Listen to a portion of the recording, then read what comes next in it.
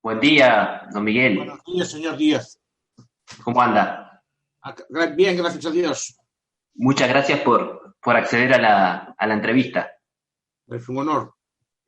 ¿Me escucha bien ahí? Sí, perfectamente. Bien, bien. Bueno, un poco la idea era hacer conocer un poco su trabajo acá en Uruguay y bien, y hacerle algunas preguntas con respecto a temas de la actualidad. Yo participo de una revista digital que se llama Extramuros y sería un poco en ese marco en que estaría planteada la entrevista. Sí, a ver, la pandemia, por desgracia, la vivo como todo el mundo, estamos confinados. A mí, personalmente, mi vida no me afecta, especialmente porque ya vivo confinado normalmente. ¿No? Que soy bastante casero, no ando mucho por ahí, entonces no me afecta, pero hay gente que sí que le afecta y hay negocios que sí que le afecta y hay personas que su modo de vida les ve seriamente afectado por las medidas que se tomaron. A ver, histórico es y no lo es. Es decir, pandemias hubo siempre. Lo que pasa es que en nuestra época no sé por qué piensa que es indemne a ellas. ¿No? La grande fue hace casi 100 años, la famosa gripe llamada española, o después hubo una serie de pandemias menores. Ahora que se empieza a historiar estas cosas y se vivieron con medidas de este estilo, y claro que causan daño, sobre todo causan muerte y causan enfermedad y causan daño también a la vida de las personas, claro, a la vida económica de las personas. Pero sobre todo la mortandad que causa, claro. Ese es el aspecto que toca. Lo que se puede debatir es si la forma que los estados, ya no es, la forma que hay, las formas que hay para abordar estos temas siguen siendo las adecuadas. Este debate, yo creo que ya lo comenté alguna vez, ya se dio en el siglo XIX, hubo un debate entre los contagionistas y los anticontagionistas, ¿no? Un libro célebre de David Baldwin, se llama así Contagion and the State, ¿no? Que es un libro de los años 80, que explica los debates que hubo sobre cómo tratar las pandemias. Digamos, por un lado estaban, digamos, los más liberales o los más próximos al anarquismo o ese tipo de ideas que promovían, digamos, la precaución, la prevención. Porque la pandemia no se puede afrontar, eso también es una ubris humana, ni con el anarcocapitalismo, ni con el socialismo soviético, ni con la socialdemocracia, ni con conservadurismo. Son cosas que vienen, igual que si cae un meteorito, un volcán o así, ¿no? También no pidamos soluciones a todo a las ideologías, porque no las tienen. Es decir, no hay una idea que las tiene, hay que ser un poco humilde en ese aspecto. Son cosas que vienen o que pueden venir. Ahora, la idea que apostaban estos teóricos era la de prevenir, ¿no? Prevenir. O sea, estar pensando siempre en que eso puede venir. Entonces, por ejemplo, hacer pequeños acopios caseros de insumos de protección, lo que llaman aquí EPIs, ¿no? Pues tener tenemos triángulos en los coches, no sé si en Uruguay los tienen que tener así, ¿no? Sí, sí, sí. ¿Eh? Sí, claro. Igual que tenemos un triángulo en el coche o tenemos un chaleco amarillo en el coche para si hay un accidente, pues en la casa pues no estaba de más tener algunas máscaras o aunque fuera por precaución. Ya digo ahora en tiempos normales, ¿no? Pues tenerlas allí en una cajita guardadas, en un botiquín, si se pueden tener, igual que tenemos ese tipo de cosas, y precaverse, pues diseñar pues los espacios y todo precavido para ese tipo de cosas. Y en cambio, sobre todo por un tratamiento, lo que triunfó fue una especie de gestión burocrática de las enfermedades. Ese debate se dio a nivel sanitario, se dio a nivel político y se dio a nivel médico. Entonces fue una especie de que era el Estado que se debía encargar a través de, por ejemplo, de confinamientos o de restricciones de resolver esos problemas, ¿no? Claro. Y están viendo los resultados. ¿Qué pasa? Que las ideas anticontagionistas, las ideas de precaución fueron derrotadas, por tanto, no se diseñaron sistemas para precaver eso, que te repito, tampoco sería una panacea, pero por lo menos estaríamos más preparados o más previstos o más concienciados para cosas de este estilo. Pero eso fue derrotado, digamos que se delegó la gestión de este tipo de cosas en los estados y lo estamos viendo, ¿no? Ahora, exacto, los estados es lo que hay, tampoco voy a criticar, o sea, ahora, pues mira, es lo que tenemos, pues hay que echar mano de lo que tenemos, no vamos a decir, es que si tuviéramos, no lo tenemos, hay que echar mano de lo que hay, pero sí que podría servir para abrir un debate para las pandemias futuras, que las habrá, para el futuro, cómo afrontarlas, ¿no? ¿Qué medidas de precaución tienen que tener las personas en sus casas o qué medidas tienen que, incluso el rediseño de las casas futuras o para o de los espacios para evitar este tipo de cosas, ¿no? Pero cara a futuro, porque muchas cosas, buena parte de las medidas que tenemos al final no son estatales, son de autoprecaución. Por lo menos en España lo que están diciendo es no salga de casa, no se relacione, no se junte, no lleve máscara, ese tipo de instrucciones, pero al final son de autoprecaución. Eso podría haberse previsto de antes, ¿no? Porque no es una medida que digamos que el Estado haga cosas, sino que haga usted cosas, ¿no? Pero si nos dijeran, haga usted cosas y ya estuviésemos preparados, sería mucho más cómodo. Pero bueno, repito, no se puede llorar sobre la leche derramada. Ahora está como está y hay que llevarlo con las herramientas que tenemos. Pero pensemos cara al futuro y discutamos esto cara al futuro. ¿Cómo ha visto la respuesta general, los debates relacionados con buscar una respuesta única, un plan? Claro, que ahí está el debate. Es que a lo mejor no hay una respuesta única. Ahí, por desgracia, hay que ensayar y hay que probar varias. Por eso es bueno que haya muchas unidades políticas a este respecto. Porque, pues en Corea enseñan de una forma, en Taiwán ensayan de otra, en Europa se ensayan otras, en América, en Uruguay ensayan otras. Habrá alguna que funcione mejor que otras y eso se copiará. ¿Qué pasa? También hay un efecto contagio en las medidas políticas. Si vemos que los chinos hacen así, todo el mundo hace como los chinos.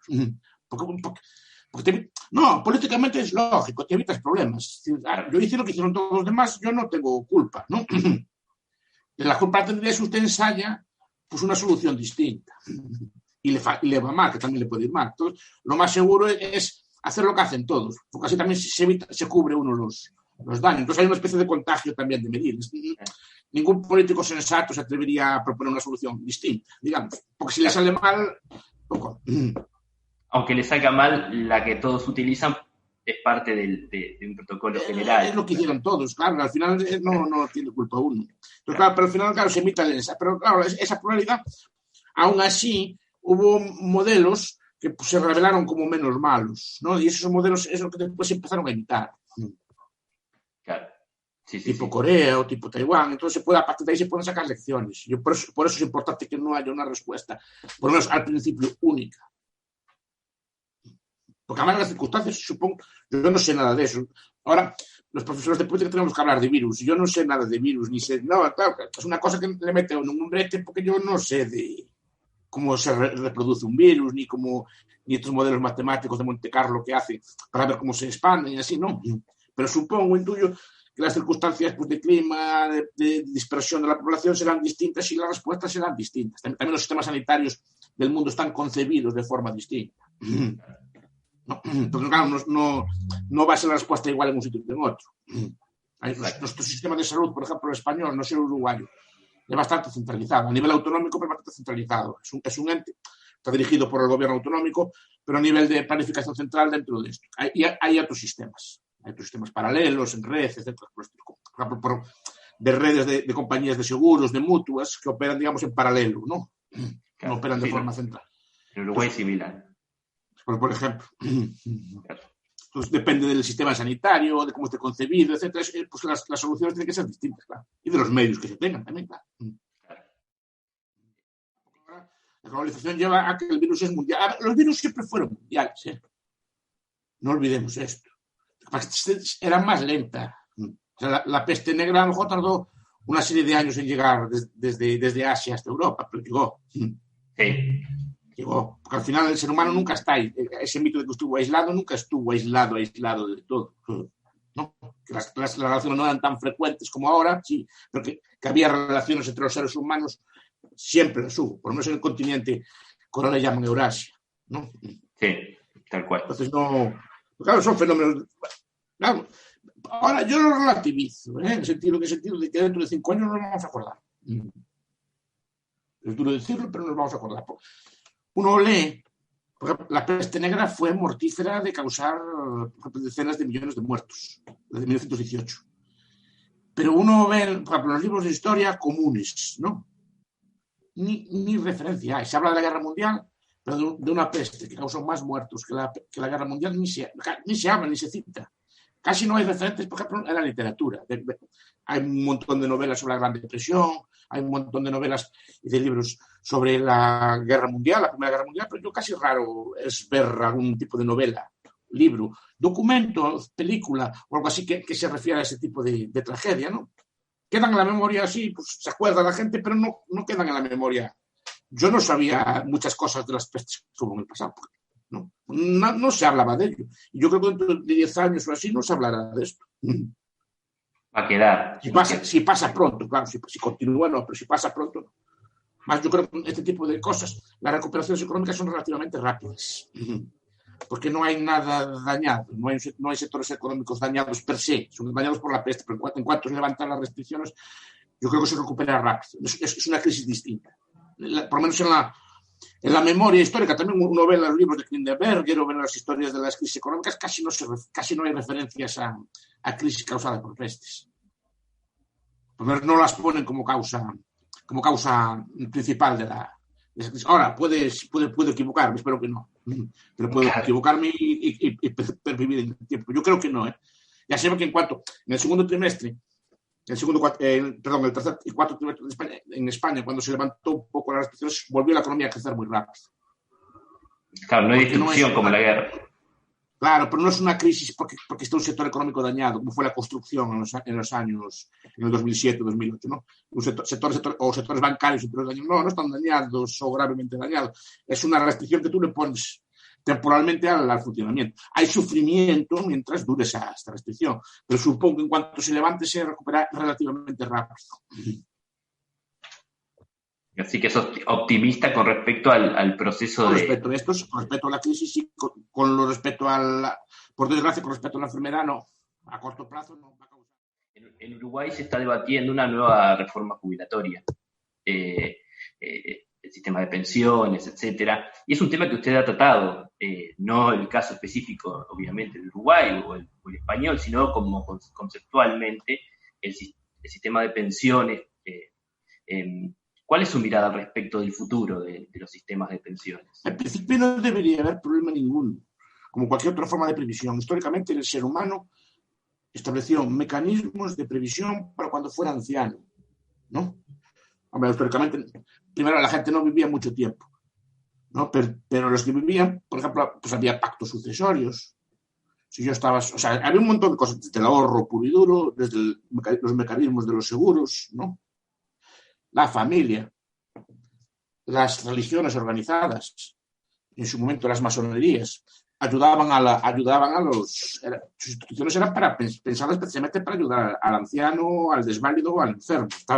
De hecho, la familia, una de las principales funciones que tiene es esa, es una especie de contrato intergeneracional, ¿no?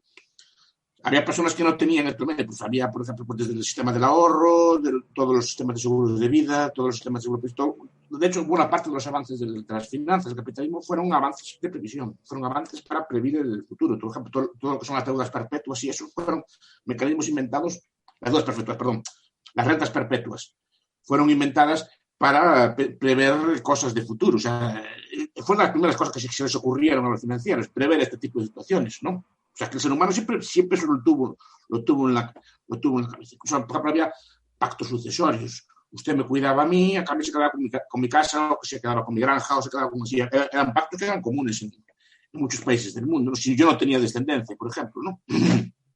O sea, no es una cosa desconocida. No. Estos sistemas de reparto, estos sistemas de pensiones, o sea, de generar una renta a lo largo de la vida, de cargo total, los puso Bismarck. Yo creo que no fue de forma tan inocente, porque por un motivo. El impuesto las pensiones se financian con una especie de impuesto al trabajo, que se llaman cotizaciones sociales. Supuestamente las paga el trabajador, supuestamente el patrón paga algo que realmente es algo que se le trae el sueldo del trabajador. Bueno, esto es una ficción, pero bueno, es un impuesto al trabajo, y para imponer un impuesto al trabajo, pues se le vinculó de forma débil a una prestación futura, ¿no? Era un buen negocio. Usted piensa en millones de obreros en Alemania a pagar y solo unos pocos a cobrar, porque la edad de jubilación se puso a los 70 años, cuando la esperanza de vida en Alemania era 55. Los pocos que llegaban a los 70, aún así sobrevivían relativamente pocos años cobrando la pensión. Era un negocio seguro, porque la pirámide demográfica era muy partidaria, eran muchos a pagar y pocos a cobrar, y el Estado se imposaba la diferencia, porque en los sistemas de reparto ese dinero no está guardado en una hucha o no está guardado en un fondo, no está guardado en algo, simplemente se consume en el año. O sea, realmente lo que se va haciendo cada año es consumiendo los impuestos generados ese año, ¿no? Y durante mucho tiempo fue un negocio. Y a Roosevelt le gustó la idea, la copió en los años 20 y después otros países como España y algunos países del sur de Europa pusieron sistemas de reparto de este estilo. Otros países, en cambio, por ejemplo, en España históricamente los sistemas de pensiones eran de capitalización. Pues digo que un sistema de capitalización normal no debería dar ningún problema.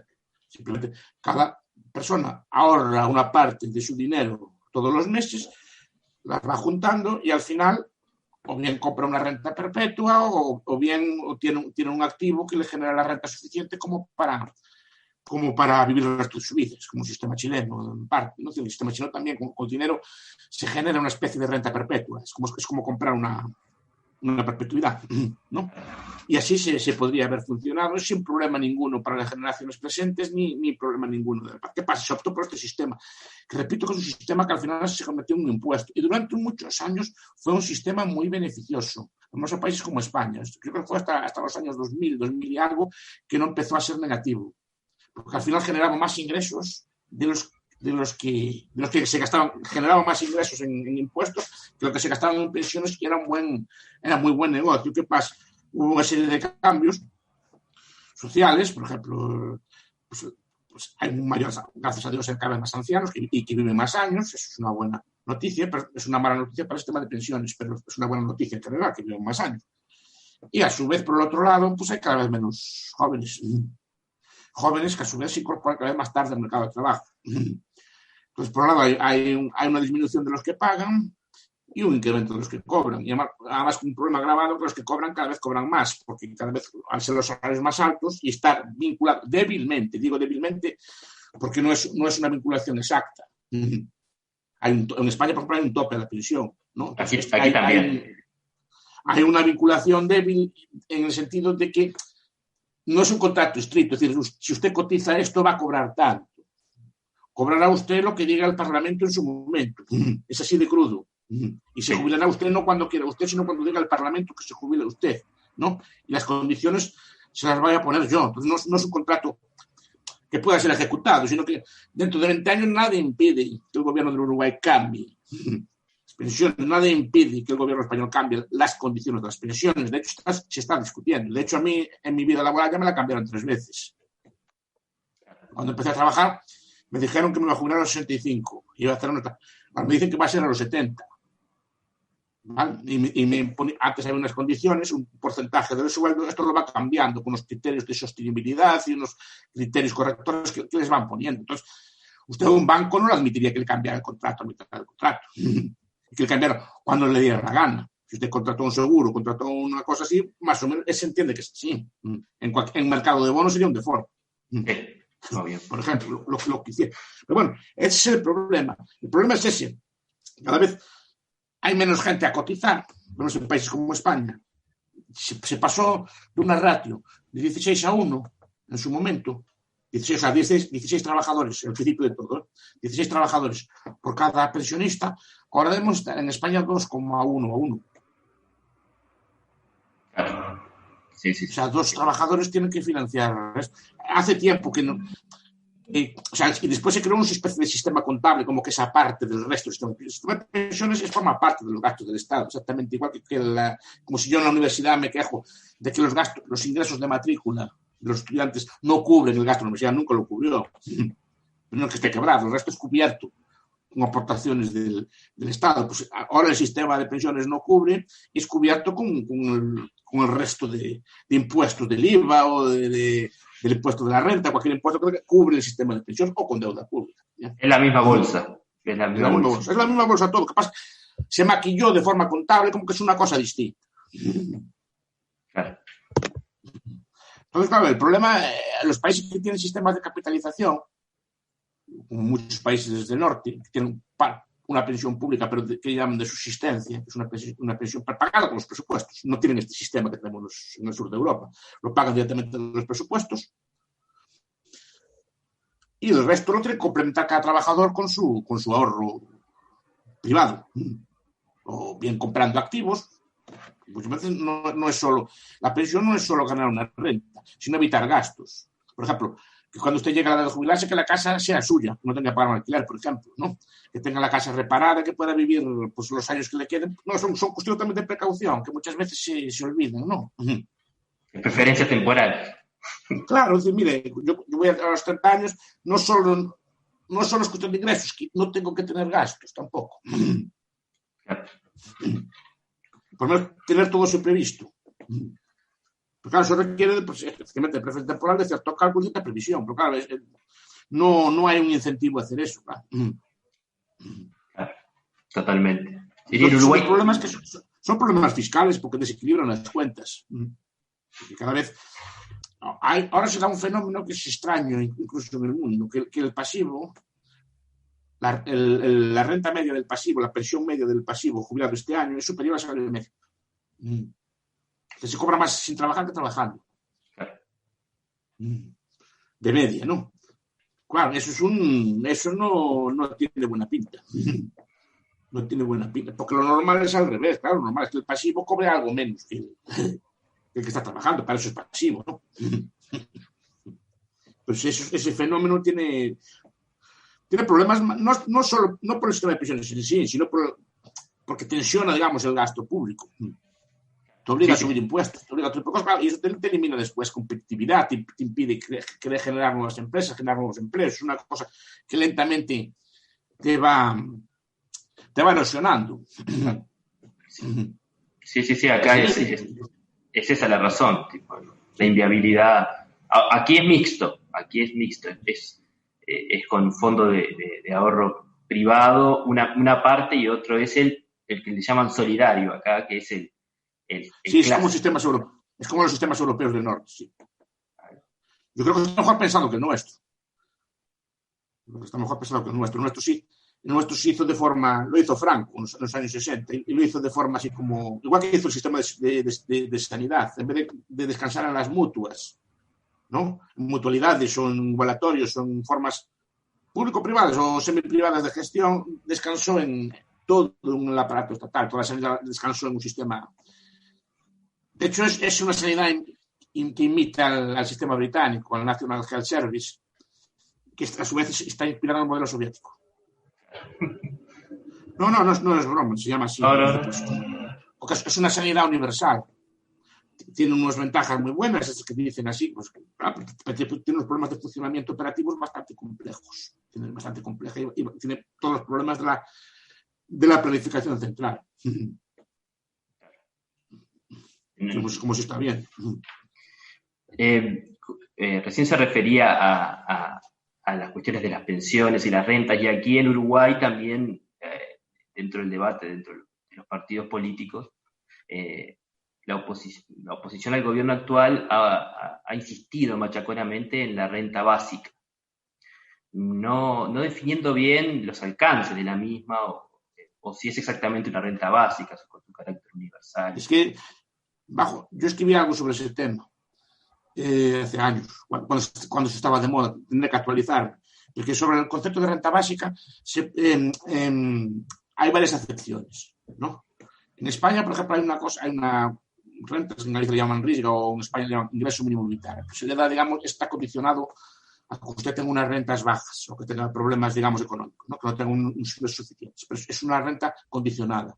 La renta básica que se discute, no sé si en Uruguay es el mismo caso, es una renta incondicionada, es para todo el mundo, sean ricos, sean pobres, es para todos los ciudadanos de Uruguay o todos los ciudadanos españoles, o los ciudadanos de Galicia, todos tienen derecho a esa renta básica por el mero hecho de ser ciudadanos. Entonces no sé cuáles son las rentas de integración o mínimos vitales, es una cosa y esto es otra cosa. Uno, digamos, es una especie de una transferencia que se le hace a los más pobres. Eso también se puede discutir la forma, porque uno de los debates que hay en políticas sociales, si las rentas tienen que darse en dinero o tienen que darse en especie, ¿no?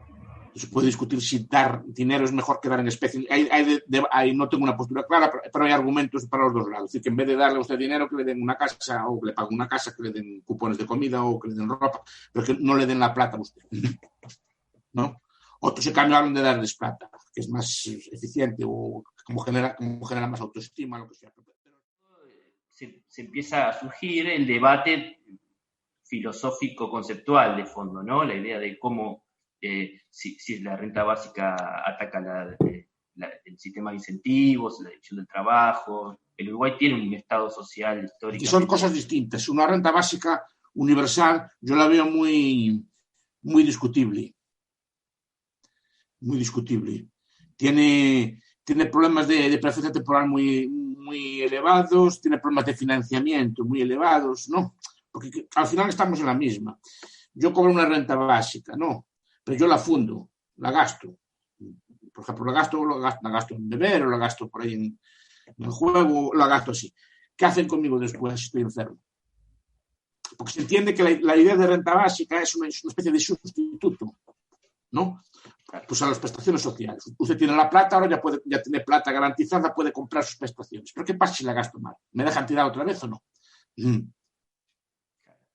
es un problema. Hay problemas, aparte de financiamiento, cómo se va a financiar todo eso. Hay problemas de, por ejemplo, qué hace usted con los inmigrantes, ¿no? Nada más llegar ya tienen derecho a la plata, o si no tienen derecho a la plata, ya crea usted una subclase nueva. Los nativos que tienen su plata y los inmigrantes que están sin papeles que no tienen su plata. Ya empieza otra vez a crear diferenciales, pero si se la da a todo el mundo que pisa el país, no sé si sería buena idea. Digo como debate. Claro.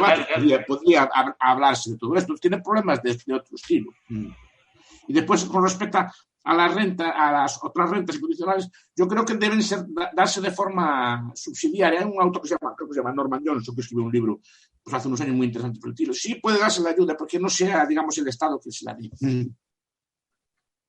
Por ejemplo, que sean las comunidades, que sean pues, las iglesias, que sean los colectivos sociales, la Cruz Roja, cualquier colectivo, porque no la dé directamente el Estado. Porque digamos que esas instituciones tienen mejor capacidad de calibrar el grado de necesidad de cada una de las personas y se evitan muchos fraudes, ¿no? Descentralizado, a nivel de donde conozcan al peticionario de la ayuda, ¿no? Claro. Comunitario. Claro, porque conocen mejor las necesidades reales de cada caso.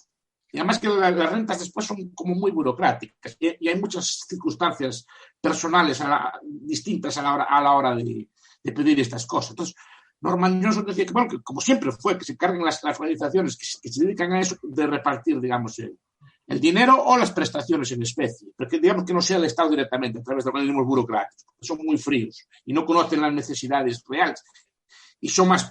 Y puede haber más fraude en el Estado que puede haber por ejemplo, es más fácil engañar al burócrata que le da igual que, por ejemplo, que a la monja o que al trabajador de la ONG que trabaja en este tipo de cosas, pues ya conocen mejor el caso, ¿no? Claro, es un tema de cercanía en algún sentido también. Claro, y de conocimiento del caso de cada uno. Y efectivamente hay casos a lo mejor que la plata puede ser contraproducente. Es mejor darle una casa. En otros casos a lo mejor es darle la plata y no darle una casa, ¿no? Porque conocen la circunstancia de la persona. Pero sí hay muchas formas de atenderlo. Es que también es otra historia que también fue truncada. En el siglo XIX y a principios del XX había todo un montón de instituciones dedicadas a la atención a los pobres. Y todos los países, uno cuando va, por ejemplo, pasea por la zona vieja de mi ciudad, de Santiago, ¿no? De Compostela, pues ve un montón, hospitalillo, huérfanas, ve un montón de edificios que fueron creados por organizaciones precisamente para atender ese tipo de cosas, hechas en unas circunstancias de miseria absoluta, es decir, como era el mundo antiguo, ¿no? Entonces, con los medios que tenemos hoy, ¿qué podríamos hacer si no truncáramos, digamos, ese camino, esa evolución? Por ejemplo, yo cuando hablo de los sindicatos, el sindicato antiguo tenía unas funciones que no tiene el de hoy, y es que se perdieron. El sindicato servía para gestionar seguros de salud, por ejemplo. Tenían mutuas, o igualatorios, o todo tipo de cosas, y lo gestionaba el sindicato. El sindicato gestionaba también de forma primitiva pensiones para las viudas o sistemas de seguros en caso de accidente. Gestionaba economatos. No sé si eso lo hay en Uruguay. Sí, en Uruguay lo que había mucho era el mutualismo y las asociaciones en el siglo XIX y XX de inmigrantes, por ejemplo. Ahí está, todas las casas gallegas, ¿no? Aunque quedan, gallegas o de otros sitios. Casa de Galicia. Casas, efectivamente, que los emigrantes se juntaban y tenían sistemas de salud, tenían sistemas sociales de atención a sus socios, digamos. Eran formas de atender necesidades pues, de alguien que quedaba enfermo, así. Eso se truncó todo. El Estado se hizo cargo de todo eso y lo truncó. Pero ¿cómo habría evolucionado también? Ahora también estamos llorando sobre la leche derramada. ¿Cómo habría evolucionado si con la renta, el dinero que tenemos hoy, dejen evolucionar todos esos sistemas? ¿No? Desde la sociedad civil. De la sociedad civil. La Casa de Galicia, todas las asociaciones de inmigrantes tenían su mutualismo de muchas cosas y entre ellos médicos, ¿no? De auxilio. Sí, pero eso se truncó. Igual que lo hablamos antes del contagio, se truncó. Claro, es que era una miseria. Claro que era una miseria. Es que era una miseria todo. Todo. No había electricidad, no había agua corriente, no había un montón de cosas. Claro que era una miseria, pero que era una miseria todo. Entonces, pero con los medios que tenemos hoy, ese dinero que se invierte en gasto burocrático, si gastara en mutualidades, si gastara de otra forma, no estaríamos mejor. No sé, no habría evolucionado como un sistema como más ágil, más rápido, probablemente más barato, mejor gestionado y sobre todo con otra orientación, ¿no? Con la orientación de sacar, digamos, al pobre del hoyo o intentar que se vaya mejorando y no ahora que muchas veces lo que veo yo es que el Estado es un mero receptor un mero pagador de rentas, ¿no? Pero que no se preocupa de cómo le va Puede ser que no, y seguramente hay funcionarios muy capaces, pero yo creo que es un sistema bastante frío. Que no se preocupa. ¿Qué? Mecánico. Claro. Pero veo muchas veces que no hay una preocupación real por quién está adelante, ¿no? Y entonces estos sistemas eran como más humanos y, repito, bien gestionados prestarían seguramente las mismas prestaciones o más. Porque, repito, la principal lucha contra la pobreza es que no haya pobres. Esa es la principal. Pero no darle plata al pobre, sino que no haya pobres, que haya trabajo, que la gente prospere. Esa es la mejor política. Después los que queden, los débiles, siendo menos, seguramente hay más recursos para dárselo. Claro. Porque cuanto menos pobres haya, mejor se pueden tratar a los pobres. Porque se reduce el número y tenemos más medios para dar. Porque si después un país, por muchas leyes sociales que tenga, no tiene medios para ayudar al pobre, mal va a estar el pobre también. Al pobre lo que le conviene es que el país sea rico. Y que haya muchos menos pobres. Pero esa es la idea. Muchas veces creo que se confunde. Todos los gobiernos, siempre me enfado, todos los gobiernos hablan de incrementar el gasto social y lo venden como un gran logro. Yo digo, el gasto social debería ser cero, porque no hay pobres.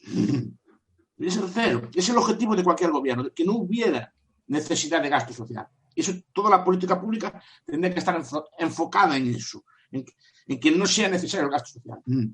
Sé que es una utopía, pero ese debería ser el modelo.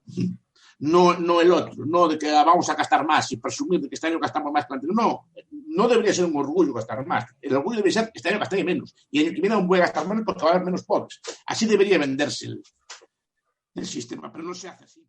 En sus análisis estaciológicos ha analizado la naturaleza de los golpes de Estado también. ¿Ve alguna relación entre todo este mundo del uso de las tecnologías, la censura, formas nuevas de golpe de Estado? A ver, el golpe de Estado es dinámico. O sea, va aprendiendo con las nuevas tecnologías. ¿No? Los estudios que hay recientes pues muestran que el golpe de Estado tiene cierto componente tecnológico. O sea, que se usa, por ejemplo, las redes sociales para movilizar y sobre todo para dar la apariencia de que no es un golpe de Estado. El golpe de Estado perfecto es que no aparece como golpe de Estado, sino como una especie de movimiento ciudadano que se reúne y echa abajo el gobierno, ¿no? El Twitter y las redes en general, el Facebook, el Twitter o las redes que haya por el mundo, fueron usadas en las revoluciones árabes, por ejemplo, ¿no? Y seguramente fueron usadas en algunos movimientos raros como en América Latina, como en Guatemala, como Otto Pérez Molina y otro tipo de cosas. O sea, a mí me son cuando menos sospechosos. A lo mejor fue efectivamente un movimiento que se juntó la gente espontáneamente. Me resulta difícil de creer, pero bueno, claro, ese componente se incluye. Después están todos los debates sobre la manipulación de elecciones. Yo tampoco le doy tanta importancia. O sea, el rumor, la falsedad, así existieron en todas las elecciones y antes de haber Twitter y antes de haber Facebook y antes de haber nada de este estilo. Entonces pues se usan de forma imaginativa, eso sí. Pero no creo, en cambio, que tuviera tanta influencia en ese tipo de elecciones o de cosas por el estilo. El rumor, repito, existió siempre. Recuerdo elecciones cuando era pequeño. En vez de ser por Twitter, había gente que tiraba como panfletos diciendo tal fulano es un ladrón, o tal fulano, no, tal candidato robó, pero te lo dejaban con pasquines, ¿no? Ahora lo hacen por Twitter, lo hacen a lo mejor de una forma más elaborada, pero yo creo que ese mecanismo existió siempre. Existió siempre. Entonces no le veo yo tanto cosa. Ahora, que las redes y así operan a nivel político, sí, hay un libro que a mí me inquietó mucho. No es un libro libertario, es el de Shoshana Zuboff, el que sacó hace poco sobre la era del capitalismo de la manipulación, que se llama así, o de la información. Pero es un libro muy gordo, muy erudito, y lo que va explicando, sí, la era del capitalismo de la información, o algo así, tiene un nombre, te lo hablo de memoria, que habla de la connivencia de muchas de estas tecnológicas con los estados. Entonces, no son entes tan neutrales, tan de mercado libre, sino que están muchas veces cooperan o colaboran en campañas o cooperan con los estados y con una capacidad de influencia enorme, claro. Pueden censurar, pueden usar los algoritmos, pueden un tipo de cosas que lo están haciendo, de hecho, ¿no? Pero no creo que sea determinante, pero sí que no son tan inocentes como parece y que tienen una capacidad de influir tremenda. En este aspecto sí que Zuboff se llama la señora, Shoshana Zuboff, con 2 F. Es muy, muy interesante el libro, porque va explicando, ¿no?, cómo controlan toda la información, controlan sus datos, controlan sus metadatos, van incorporando cosas y claro, y pueden, digamos, segmentar objetivos o pueden, digamos, si se ponen a una persona concreta, pueden destrozarle la vida, si quieren, ¿no? Pueden hacerle una especie de muerte civil. Muerte civil, ¿no? Sí. ¿Qué mirada tiene con respecto a esa idea de la batalla cultural, la importancia de la... A ver, yo no soy pesimista. De hecho, me están llamando del Uruguay. No. Yo cuando empecé en estas cosas no era yo solo. Que había muy poca gente que ya no que estuviera a favor o en contra, que supiera que existía. Yo recuerdo que descubrí estas ideas que existían, no a favor mismo, que existían, lo descubrí bastante mayor. Y yo estudié 2 carreras, o sea, no era frecuente encontrarse ideas de este estilo. Cuando lo descubrí fue como un vuelco total, ¿no? Pero cuando empecé no había mucha gente y no había forma de comunicarse con ella. Después apareció el internet y ahora nos comunicamos y ahora yo creo que se pueden difundir. Yo creo que están siendo un éxito bastante grande. Yo no soy nada negativo. Hombre, comparado con lo que querríamos, sí, pero comparado como estábamos antes, no. De hecho, a mí ya es una sorpresa que me llamen de países bueno, próximos, pero claro, que no me conocen en persona, ni me conocen, ni andan conmigo, nada. Entonces, que lleguen por las teorías o las cosas que se dicen por ahí, que lleguen a tanta gente. Y para mí es una novedad enorme. Que no somos todo lo que deberíamos ser, sí, pero ahora ya hablamos de miles o de cientos de miles, probablemente. Y antes estaban pocos y yo me sumé después, pero éramos pocos que estábamos en estas cosas y éramos súper extravagantes. Claro, porque no había un referente. Después, claro, ahora cualquier persona puede leer ya no solo tweets o memes, puede leer, bajar libros enteros, bibliotecas enteras de libros de este estilo. Muchos de ellos traducidos. Cuando yo empecé no había nada traducido, pero traducidos al español o traducidos a lengua de este estilo. Entonces es muy fácil. Ahora es fácil, si se quiere, acceder a bibliotecas enormes y a tener una cultura, digamos, de este estilo bastante profunda, cosa que antes era muy difícil. Me acuerdo cómo me desesperaba porque no podía conseguir libros. No había, era muy difícil conseguir, no había estas redes de bibliotecas de segunda mano, internet o Amazon o cosas que le traían, no había nada de eso. Nada. Y mi bibliotecario a lo mejor tardaba 1 año en conseguir un libro. Sí lo había a la venta de la universidad, es decir, ¿no? Y ya no digamos a nivel personal, las librerías allí no estaban como ahora, que pide cualquier cosa y se la trae, ¿no? Antes era lo que había, no, y es dificilísimo. Difícil. Es así. Pero es facilísimo. Y facilísimas las ideas se difunden y yo soy bastante optimista. En los años que llevo en esto, el crecimiento fue exponencial. De hecho, me sorprende. Es verdad. Pero yo soy optimista y creo que se sigue. Pero eso sí, siempre estudien. Siempre lean a los contrarios y siempre no se crean que están en la verdad. Siempre contrasten lo que están diciendo. Siempre. Esto no tiene que ser una secta ni nada así por el estilo. Y si ustedes encuentran una idea que les convence más, cambien. Así se lo digo yo. Pero lean rivales y así no yo lo cago todo el día. Yo leo mucho más del rival que de los míos. Aún no me convencieron. Pudiera ser que sí, pero de momento no me convencieron. Pero también a su vez me ayuda a afilar mis argumentos y a atinarlos y a ver cómo que dicen estos señores o estas señoras que son muy inteligentes de lo que están diciendo y cómo critican. A ver cómo les puedo responder yo. Lo obliga a uno a espabilar. Pero también leer de los nuestros, ¿no? Sí. Sí. Estudiar y leer y... Estudiar.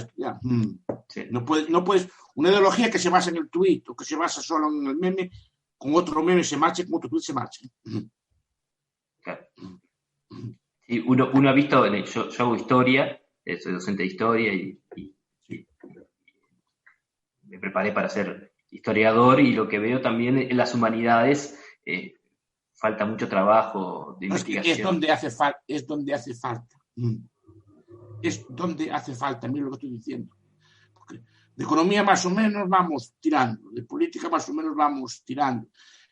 Me faltan, cuando yo quiero leer historia, no encuentro historiadores. Los clásicos, que son muy buenos, o Perry Anderson, o lo que estoy leyendo ahora, o Epi Thompson, o Hobsbawm, historiadores marxistas, muy buenos. Sí. No los debo creer, pero no encuentro ninguno en mí. Aston, como mucho, y si yo quiero una historia de la Edad Media, solo las tengo marxistas, a Wickham o gente así de este estilo. Una historia general, no digo que tengo una persona que quiero leer algo de la Edad Media para enterarme. Los únicos relatos que tengo son de ese estilo. Y ahí lo dominan muy bien, la escuela de los anales, ¿no? Entonces, claro, y escriben, hacen cosas. Pero al final es su visión la que triunfa. ¿Nosotros qué hacemos? Pero usted haga buena historia, ¿vale? De lo que quiere. Mira que ahí en América Latina tienen a José Luis Romero, que hizo unas historias muy buenas en Argentina, pues unas historias muy buenas de la Edad Media y de muchas cosas que son muy interesantes. Y es un introducción a estas cosas muy interesantes, ¿no? Pero digo, usted tiene que ser un historiador de referencia. Mi desafío también, que sea usted un mostrador de referencia, que haga historia. Mi participación en Extramuro casi siempre es histórica, historia uruguaya, historia regional, algo de historia general, y mi idea es trabajar en ese sentido, ¿no? Y desde nuestro punto de vista, claro. Claro. Falta todo, falta la lingüística, falta la filosofía, falta en todo. Las humanidades es lo más importante que hay para estas cosas y es donde más peso hay que tener. Claro. Más tiene todo sin hacer. Sí, tiene todo sin hacer. Tal cual. Bueno, pues un placer y hasta la próxima entonces. Bien, muchísimas gracias, don Miguel, por la accesibilidad y bueno, nos estamos viendo. Bien. Vale, gracias. Hasta luego. Hasta luego. Chao.